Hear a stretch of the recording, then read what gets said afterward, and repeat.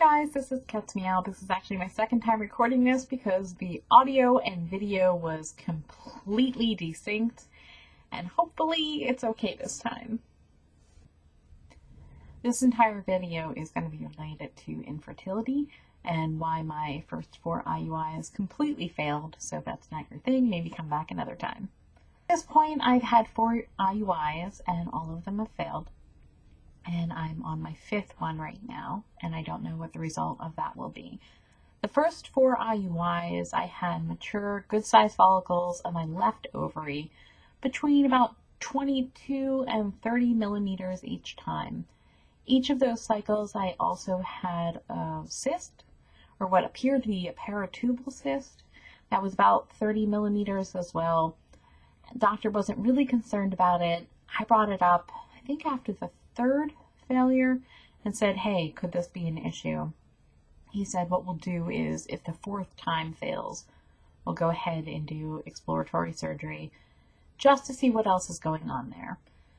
So I ended up doing that exploratory surgery in January, and they did see a paratubal cyst, but it wasn't really big enough to be of concern. They didn't end up removing it.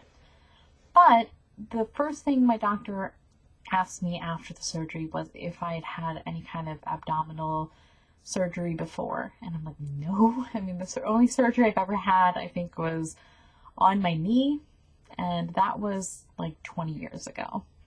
And I did not really understand because I was still kind of like groggy when I was at the hospital.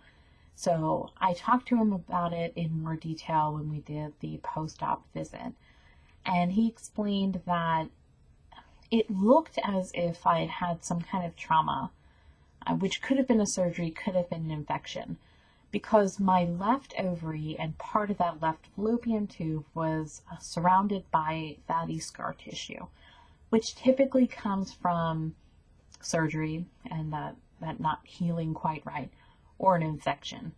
It is not endometriosis, and I do not have PCOS. And this issue with scar tissue never came up before in any kind of scan, in anything. So I don't really know what it's from.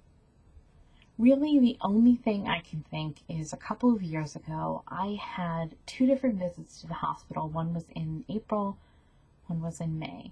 And both times I had really severe abdominal pain on my left-hand side. And they thought at the time maybe I had burst an ovarian cyst.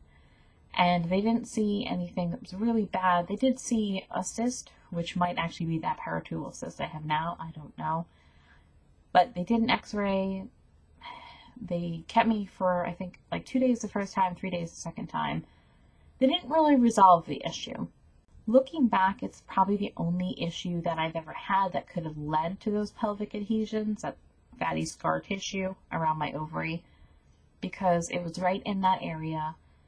And it's just so frustrating because I feel like I wasted my first 4 IUIs because I've had this issue, which has never been diagnosed, and I have no idea how long it's been an issue. It's been an issue, I think, at least for a couple of years now.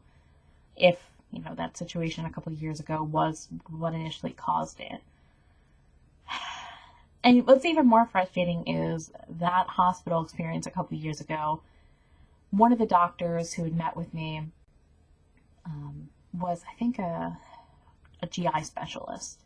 And he had really got on me about my weight, not knowing like what I had done about my weight, that I had lost a lot of weight, anything like that. And it was a really demeaning hospital experience.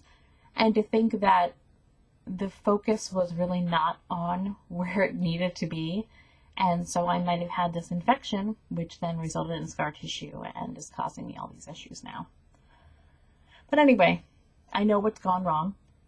And I know that the mature follicles I had on the left-hand side, so that's the eggs I had on the left-hand side, couldn't really go anywhere.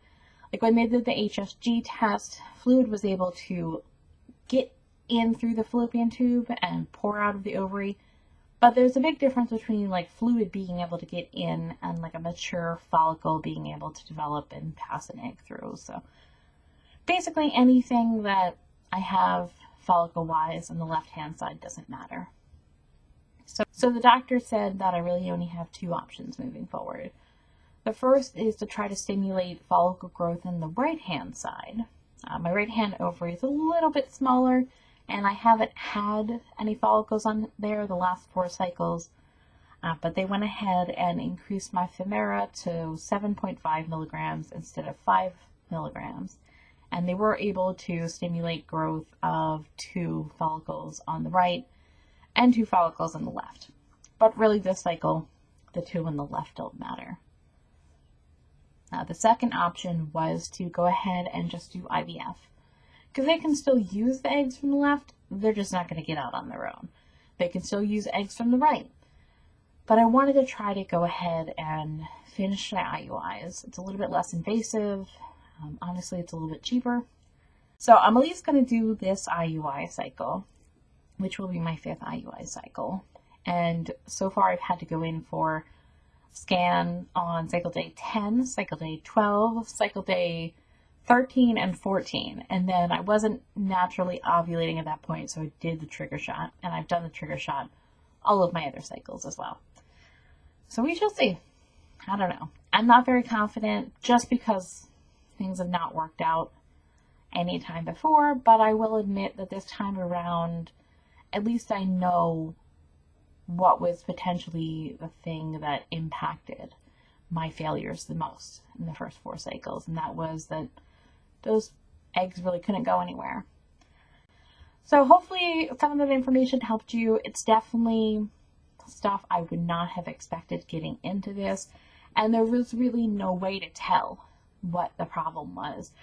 It just really sucks that you have to go through multiple failures, and just all the emotional stress that comes with that, and the physical stress too, of having to take hormones. And for me, I do the progesterone oil shot, so having to take shots like every day for 14 days each IUI cycle, and just the effects of extra hormones in your body. It's always a lot, and hopefully this is either it or maybe the next IUI is it, because I don't know. I won't say I'm done, but my frustration tolerance for IUI failure is like really low right now. So I'm trying to stay hopeful, and I'll let you guys know what happens, and I'll see you next time. Bye-bye.